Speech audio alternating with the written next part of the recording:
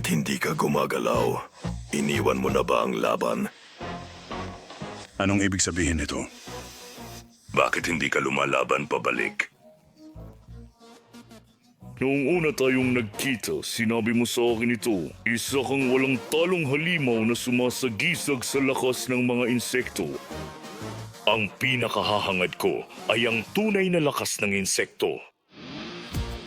Ang matibay na exoskeleton at ang kakayahang mahusay na maggamit ang lakas ng katawan ay kahanga-hanga, ngunit higit sa lahat ay ang dami ng kalamnan na bumubuo sa malaking bahagi ng katawan.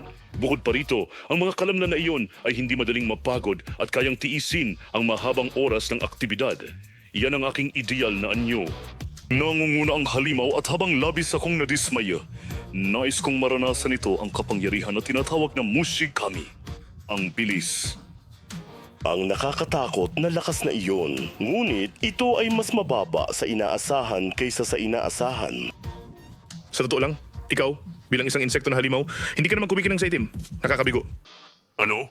Kung iniisip mong naintindihan mo na ang kakayahan ko sa ginawa ko ngayon, ikaw ay... Nakakabigo!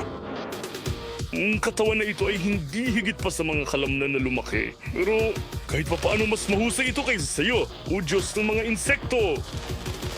At isa pa, may 3 hero na sinasabing hindi mo dapat galitin. Ang pinakamalakas na nilalang sa mundo, si King. Kung magalit, ang King Engine ay aalingaw-ngaw at lahat ng kasamaan ay agad mapupunta sa kabilang buhay. Ang may walang kapantay na kakayahan sa pagpatay, si Esper Tatsumaki-chan. Kung magalit, hindi naman nanatili ang orihinal na anyo at magiging pulbos. At ako, laging kumikinang sa itim, ang Super Alloy Black Luster. Kung magalit, ang mga masel na ito ay kusang kikilos. Ipapakita ko sa inyo kung ano ang mangyayari kapag galit ako. Ang Hero Crab na hindi ninyo mapabagsak. Kahit ang kamao ng garo ay walang epekto sa akin. Ang pag-iwas na ito ay parang bakal na baluti at ang buong lakas na biglang lumalabas mula sa mga kalamnan ng insekto ay nasa ibang antas ng lakas kumpara sa inyo, mga mamal. Sa madaling salita, ang katawan ko ay isang buong sandata. Ang mga piking masil na yan ay pupunitin ko at gagawing pagkain ng insekto. Iyan ay walang ingat.